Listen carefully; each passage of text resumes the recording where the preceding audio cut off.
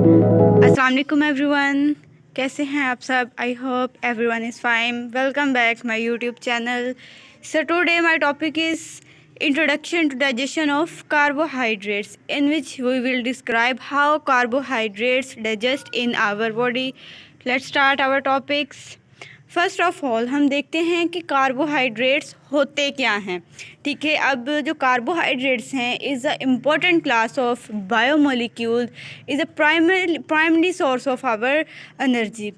अब कार्बोहाइड्रेट्स जो है वो न्यूट्रिएंट्स होते हैं जो हमारी बॉडी में सेल्स को एनर्जी प्रोवाइड करते हैं. Carbohydrate is composed of hydrogen, carbon and oxygen. Carbohydrates जो होते हैं अगर हम देखें तो ये जो है वो पाए जाते हैं food like bread, rice, fruits and vegetables वगैरह में. अब जो कार्बोहाइड्रेट्स होते हैं इनकी टू टाइप्स होती हैं. एक होते हैं सिंपल कार्बोहाइड्रेट्स और एक होते हैं कॉम्प्लेक्स कार्बोहाइड्रेट्स. अब सिंपल कार्बोहाइड्रेट्स जो होते हैं वो शुगर्स हैं जैसे कि ग्लूकोज, फ्रक्टोज वगैरह. जो कॉम्प्लेक्स कार्बोहाइड्रेट्स होते हैं वो होते हैं स्टार्च एंड फाइबर्स वगैरह. ठीक है, तो ये था बेसिक इंट्रोडक्शन ऑफ कार्बोहाइड्रेट्स के कार्बोहाइड्रेट्स क्या होते हैं. Is a important class of biomolecules which primarily source of energy for our body. Next हमारे पास अब आता है मेन हमारा टॉपिक कि how carbohydrate digest in our body. Students, carbohydrates की डाइजेशन का जो प्राइमरी प्रोसेस है वो हमारे माउथ और स्टमक में होता है. फर्स्ट ऑफ ऑल सबसे पहले हमारे माउथ का प्रोसेस आता है. अब जैसे ही हम फूड खाते हैं, लाइक हमने ब्रेड खाया. अब ब्रेड क्या है? ठीक है, एक स्टार्च है. अब डाइजेशन का मेन मकसद क्या होता है कि जो इसका मेन गोल है वो ये है कि कन्वर्ट करता है ये कार्बोहाइड्रेट्स को किसमें, सिंपल शुगर में, जिससे कि ग्लूकोज वगैरह. फिर अब ये जो ग्लूकोज होती है इसको हम यूज़ करते हैं अपनी बॉडी में एनर्जी के तौर पर. अब कार्बोहाइड्रेट्स को हम डायरेक्टली क्या करते हैं, इसको डाइजेस्ट नहीं कर सकते हम. ठीक है, इसके लिए हम क्या करते हैं कि कार्बोहाइड्रेट्स की ब्रेक डाउन करते हैं सिंपल शुगर में, देन हम इसको डाइजेस्ट करते हैं. फर्स्ट ऑफ ऑल जैसे ही हमने फूड को ईट किया, ठीक है, अब फूड जो है वो हमारे माउथ में गई. एज वी नो के salivary amylase present in our saliva. तो जैसे ही जो फूड है वो हमारे मुंह में गई और चोइंग का प्रोसेस मीन जैसे ही हमने फूड को चबाया तो जो हमारे स्लाइवा में अमाइलेज एंजाइम होते हैं वो एक्टिवेट होते हैं और क्या करते हैं कि जो हमारा स्टार्च था कि जो कि सिंपली कार्बोहाइड्रेट्स है उसको वो डाइजेस्ट करना शुरू कर देते हैं. अब जो 5% डाइजेशन होती है वो तो हमारे माउथ में हो जाती है थ्रू स्लाइवली अमाइलेज के ज़रिए. ठीक है, अब उसके बाद क्या होता है कि स्टार्च जो है वो ब्रेक डाउन हो जाती है. हमारा जो डाइजेशन का प्रोसेस है वो स्टार्ट हो जाता है. चोइंग जैसे ही हम फूड्स को चबाते हैं वो स्लाइवा के साथ मिक्स होती है तो हमारे जो है 5% जो फूड की वो डाइजेशन हो जाती है. अब उसके बाद क्या होता है कि जो हमारा चोइंग के बाद हमारा जो फूड है वो जैसे ही मूव करता है स्टमक में पहुंचता है तो क्या होता है कि अब स्टमक में हमें पता है कि हाइड्रोक्लोरिक एसिड मौजूद होता है, एसिडिक एनवायरनमेंट होता है क्योंकि HCl क्या है, एक एसिड है, स्ट्रॉन्ग एसिड है. ठीक है, हमारा स्टमक क्या है, एसिडिक एनवायरनमेंट है, वहाँ पे पेप्सिन मौजूद है, HCl मौजूद है. अब जो स्टमक होता है ना ये क्या करता है कि ये डाइजेशन को टेम्परेरी, यहाँ पर जो हमारी डाइजेशन है वो कम्प्लीटली नहीं होती, टेम्परेरी होती है.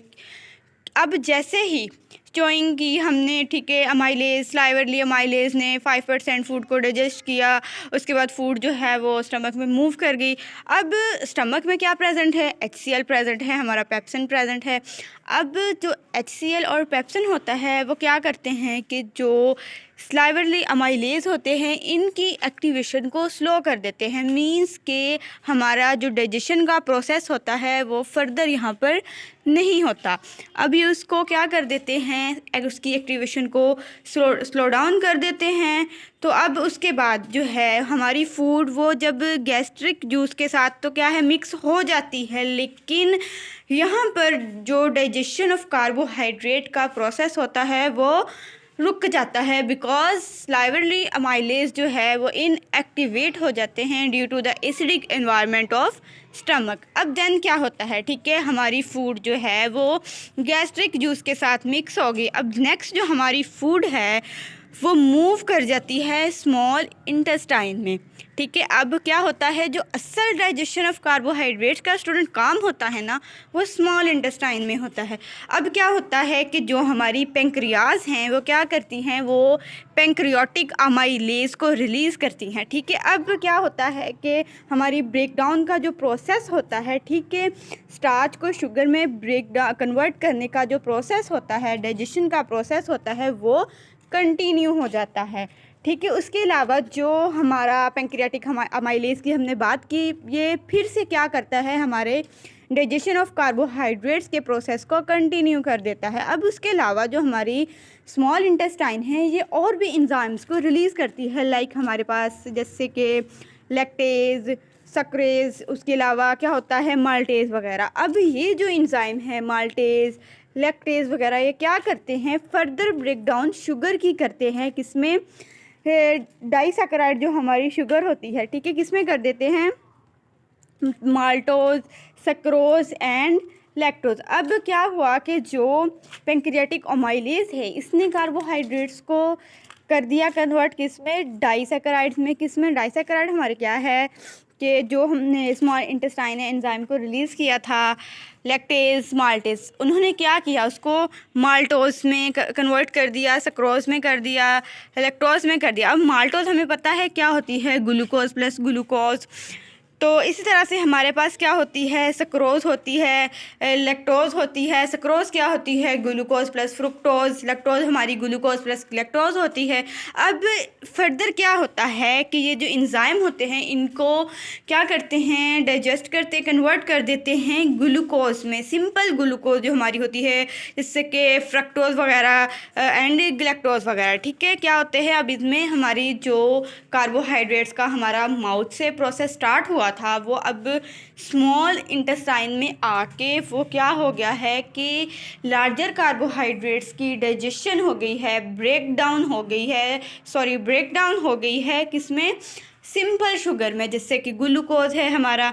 अब नेक्स्ट हमारे पास जो इस प्रोसेस का लास्ट स्टेप आता है, वो है अब अब्जॉर्प्शन ऑफ कार्बोहाइड्रेट्स। मींस कि जिन कार्बोहाइड्रेट्स को हमने mouth, stomach, small intestine, pancreatic amylase वगैरह या माल्टेज वगैरह के ज़रिए हमने जिन कार्बोहाइड्रेट्स को इसमें शुगर में हमने क्या कर लिया है, कन्वर्ट कर लिया है, अब वो हमारा जो शुगर है वो डाइजेस्ट होने के लिए अब रेडी है।